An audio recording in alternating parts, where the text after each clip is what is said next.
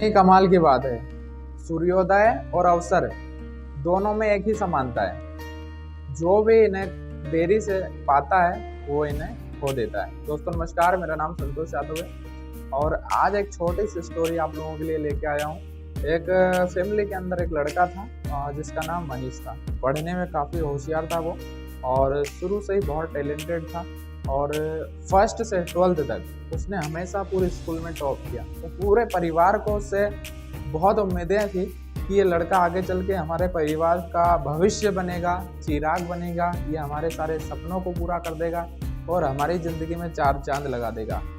जैसे ही 12th पास करने के बाद दोस्तों वो कॉलेज में जाता है, तो कॉलेज में जाते से ही उसकी पूरी ज़िंदगी बदल जाती है। कॉलेज में जाते से वो गलत संगति में लग जाता है। ऐसे दोस्तों से मिल जाते हैं जो उसे गलत रास्ते पे लेके जाते हैं। वो कहते हैं ना दोस्तों, जैसी संगत वैसी रंगत। अब रात रात भर पार्टियां होने लगी और पार्टी के साथ साथ उसका ध्यान पढ़ाई पे से दोस्तों में और मौज मस्ती में चला गया। अब वो घर से झूठ बोल के पैसे भी मांगने लगा पार्टीज वगैरह के लिए और घर वालों को भी ये बात धीरे धीरे पता लगने लगी। और एक बार उसके माता पिता ने उसको समझाने की भी कोशिश करी, लेकिन उल्टा अपने माता पिता को ही वो समझाने लगा कि ज़िंदगी मेरी है, लाइफ मेरी है और मुझे अपने हिसाब से जो है अपना काम करने दीजिए।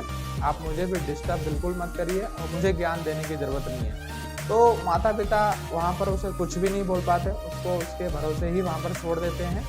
लेकिन दोस्तों ठीक 1 साल के बाद रिजल्ट आता है और 1 साल के बाद जब रिजल्ट आता है तो वो एक विषय में फेल हो जाता है।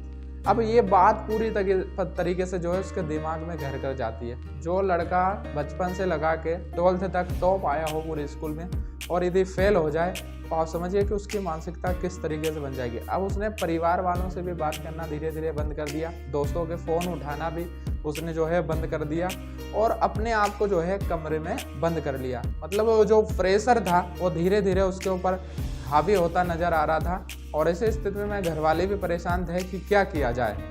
तब उनके स्कूल का जो प्रिंसिपल था, जहाँ से उसने 12th तक पास किया था, वहाँ के स्कूल के प्रिंसिपल को उनके माता पिता ने इसके बारे में जानकारी दी। तो प्रिंसिपल ने उस लड़के को, मनीष को, अपने घर पे इनवाइट किया और चूँकि प्रिंसिपल का इनविटेशन था तो उनका बुलावा था तो मनीष ठुकरा नहीं सकता था। वो उनसे मिलने के लिए शाम के टाइम गया तो जो उनके प्रिंसिपल थे वो गार्डन में बैठे हुए थे और अंगीठी में जो है वो आग जला के ताप रहे थे। मनीष भी वहाँ पर जाके बैठता है, वो उससे हालचाल पूछते हैं लेकिन वो कुछ बोलता नहीं है। इसी तरीके से 10 से 15 मिनट हो जाते हैं एक दूसरे से बातचीत करते करते, लेकिन वहाँ पर कोई भी ऐसी बात नहीं हो पाती है। तो प्रिंसिपल सोचते हैं कि क्या तरकीब लगाया जाए, ऐसा कौन सा आइडिया लगाया जाए जिससे कि इसको इस सिचुएशन से बाहर निकाला जाए। तो वहाँ पर प्रिंसिपल क्या करता है, जो आग होती है, आग में से आग के एक धधकते हुए कोयलों को निकाल के बाहर मिट्टी में फेंक देते हैं। थोड़ी देर तो वो जलता है लेकिन उसके बाद धूं धूं करके वो जो है उसकी ऊर्जा कम होती चली जाती है। और वहाँ पर मनीष बोलता है कि सर आपने ये क्या किया, आपने इस धधकते हुए जो है कोयले को बाहर कर दिया और अब ये बुझ गया है, इसको आपने मार दिया है, मतलब इसकी ऊर्जा कम कर दी है। तो उन्होंने प्रिंसिपल ने कहा कि क्या दिक्कत है इसमें, इसकी एनर्जी फिर से हम ला सकते हैं और उसी कोयले को वापस जो है अंगूठी में डाल देते हैं, जहाँ पर फिर से वो एनर्जेटिक हो जाता है, फिर से वो जल जाता है, फिर से वो धधकने लगता है ना, सारी चीज़ें। यहाँ पर प्रिंसिपल उससे पूछता है, मनीष आपने क्या समझा, इससे क्या सीखा? तो उसने बोला कि सर मुझे कुछ भी समझ में नहीं आया।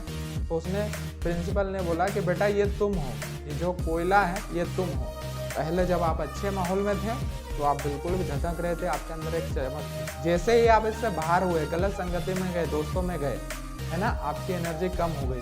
लेकिन जैसे ही वापस इसमें जिस तरीके से ये कोयला आया वैसे ही चमक गया, वैसे तुम भी हो सकते हो। तुम्हें करना क्या है, अपनी जो है अपने आसपास के माहौल को सुधारना है, अपनी संगत को सुधारना है। यदि आप अपने दोस्तों को बदल दो, यदि अपने पढ़ाई करने के तरीके को फिर से आप लागू कर दो तो वापस से तुम जो है चमक सकते हो। तो ये बात मनीष को समझ में आई। उसके बाद वो वहाँ से चला गया और दोस्तों उसके बाद उसने पढ़ाई करी और जीवन में एक अच्छे मुकाम पे पहुँचा। तो दोस्तों कहते हैं ना कि गलतियाँ होती हैं लेकिन सुधारना भी हम ही लोगों को है और हमें अच्छे माहौल में रहना। जब तक हम अच्छे माहौल में रहेंगे, अच्छे लोगों के बीच में रहेंगे, हम जीवन में चमकते रहेंगे और हमारी चमक जो है बढ़ती रहेगी। जैसे ही हमारी संगत चेंज होगी, जैसे ही हम नेगेटिव लोगों के संपर्क में आएंगे तो वैसी ही हालत हमारी भी होने वाली है जैसे मनीष की होने वाली है। लेकिन जो प्रिंसिपल साहब ने जो मैसेज दिया कि हमें उस माहौल को उस वाइब्रेंट को हमें छोड़ के कहीं नहीं जाना है ना सारी चीज़ें। तो और चिंता नहीं करना है, डिप्रेशन नहीं लेना है, क्योंकि किसी भी चीज़ का यदि हम डिप्रेशन लेंगे तो हम और ज़्यादा नेगेटिव होते जाते हैं। एक बहुत ही गोल्डन स्टेटमेंट मैंने कहीं पर पढ़ा था कि लाइफ गोज ऑन, जिंदगी चलती रहती है, life goes on, just keep going. जिंदगी चलते रही है, हमें भी चलते रहना है, ज़्यादा चिंता नहीं करना है, अच्छे माहौल में रहना है, अच्छे संगत में रहना है, तो जीवन बहुत बढ़िया होता रहेगा। वीडियो यदि अच्छी लगा हो तो लाइक करिए, कहानी यदि अच्छी लगी हो तो कमेंट में जाकर कमेंट भी आप जरूर करिएगा, ज़्यादा से ज़्यादा लोगों में शेयर करिएगा, क्योंकि ये एक ऐसी स्टोरी जो किसी के भी जीवन में बहुत बड़ा बदलाव ला सकती है। अगली स्टोरी में फिर से मिलेंगे, तब तक के लिए जय हिंद, जय भारत और जय श्री राम। तो वीडियो को सब्सक्राइब